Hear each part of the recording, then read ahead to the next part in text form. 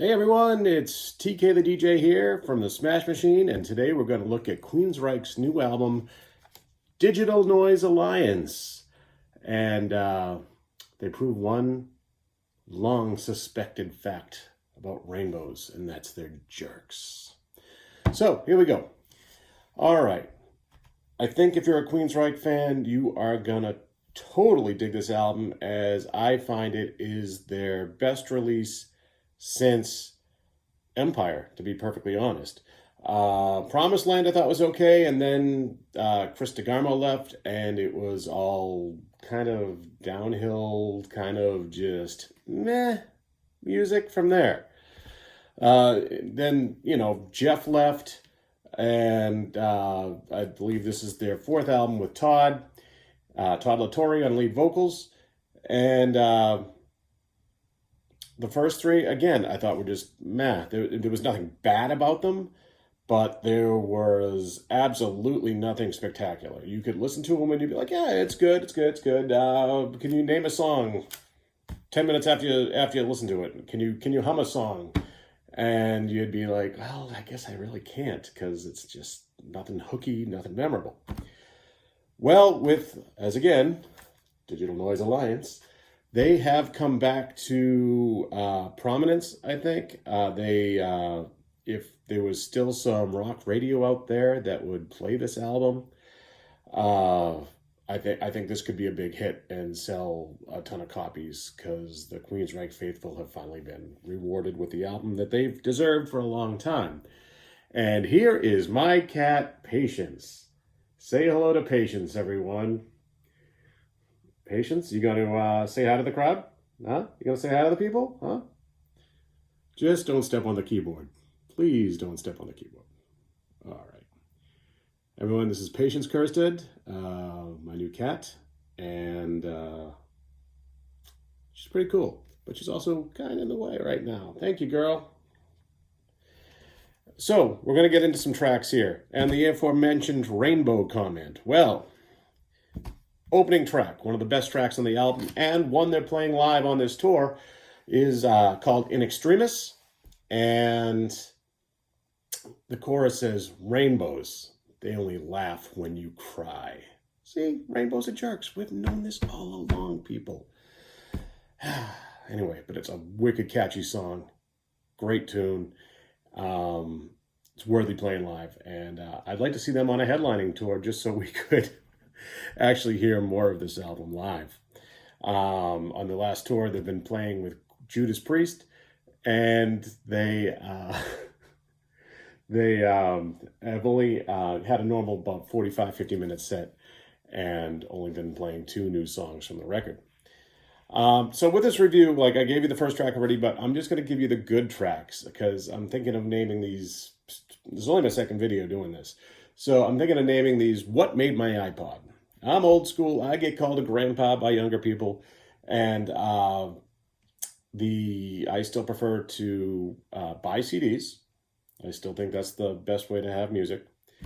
They're more portable, and they can just be ripped into MP3s too for even more portability, which is what I do. I am a delivery driver for my day job. That's why there hasn't been so many videos lately, because it seems like the Christmas rush has picked up quite a bit already. Anyway, so that hasn't left me with a lot of time, plus just life and going to shows. Okay. So I'm just going to talk about the good songs, the songs that made my iPod. And I'll tell you the other songs afterwards. But anyway, next song, Lost in Sorrow. This has an opening guitar riff that sounds like it could have been ripped from Empire. Definitely, because it even reminds me of the opening guitar from the song Empire. You dig it. It's Todd sounds a ton like Jeff on this track. It's definitely the most maybe radio-friendly song on the album, except for another one we'll get to a little bit later that's actually pretty good. Next song that made the iPod is Sick Death, and that's track 4.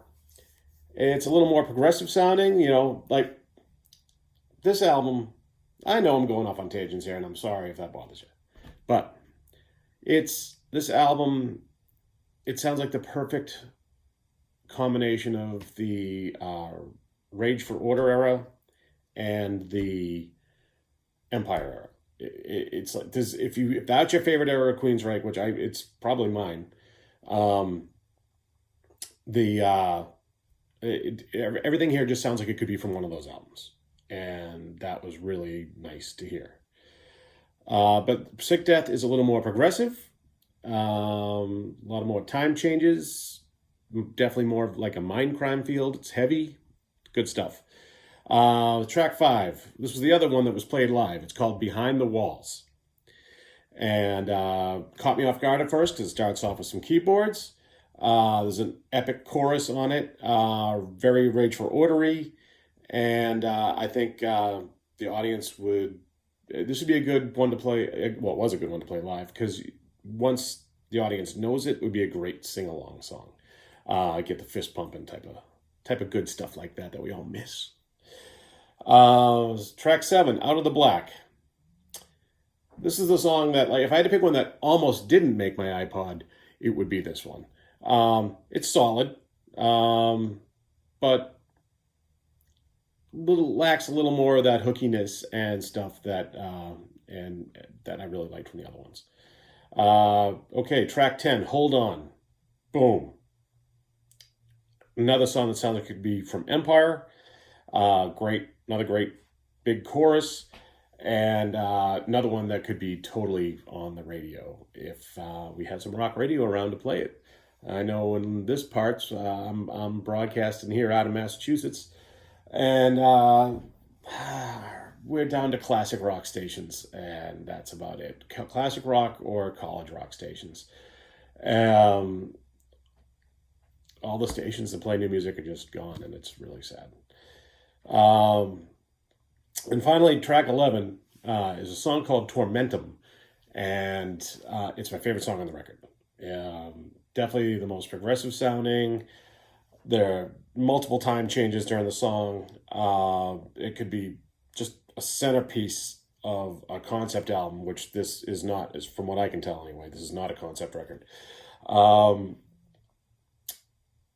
Big standout on this song, I have to give wicked 2 thumbs up to Casey Grillo. Casey Grillo joined the band for this album. He is a fantastic drummer. Sounds a lot like Scott Rockenfield, and who hasn't been with Queensryche now. He left for fraternity leave 5 years ago and hasn't come back. Don't know what his story is. They've sued each other. Scott Rockenfield and the rest of the Queensryche have sued each other back and forth over licensing and name use, and it's all just a mess. Casey Grillo sounds really good on this, though. Great cymbal work, especially. It leads me to talk about the band. The band right now is Todd LaTorre lead vocals, Michael Wilton, an original member who was the rhythm guitarist back in the day. I think he's doing a lot of lead now. Mike Stone is back in the band. He was with Queensryche in the early 2000s, left, now he's back. Eddie Jackson on bass, another original member, and Casey Grillo on drums. Well, that leads me to the ones that didn't make the iPod. The songs are called Chapters, Nocturnal Light, Forest, which is a ballad. It was their next attempt at a silent lucidity or a bridge, and it just kind of fell flat to me. It's not. Then the song Realms, and the biggest one, I was actually really psyched to hear this song, but I was really disappointed with how it came out, and that is Queensryche's cover of Billy Idol's Rebel Yell. It was just boring. They didn't add anything to it. It's like it could have been Todd singing to a karaoke track. Really disappointed by that. But most of these songs that didn't, besides Rebel Yell, of course, most of these songs that didn't make the record or my iPod, they're all mostly written by Eddie Jackson, the bass player.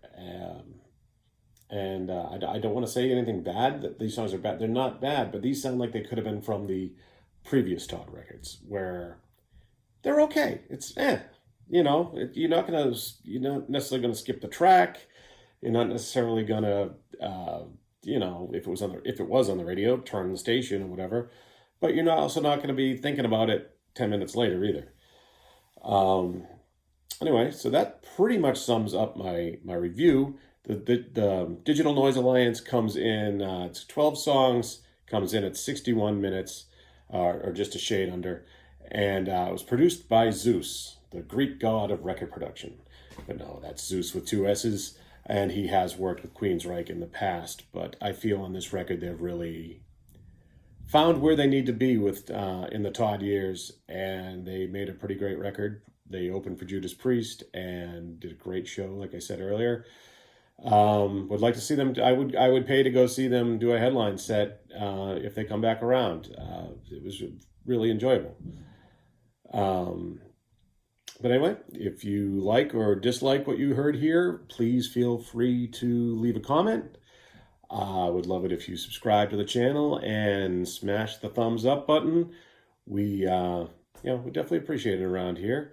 And I hope you all have a great day. I'm off to get Aerosmith. I'm off to get Anthrax, Black Label Society, and Exodus tickets at noon today, so I got to wrap this up.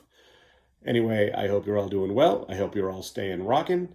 As always, support live music and just go see a band, man. It's the best thing ever. Have fun, everyone. Have a great day.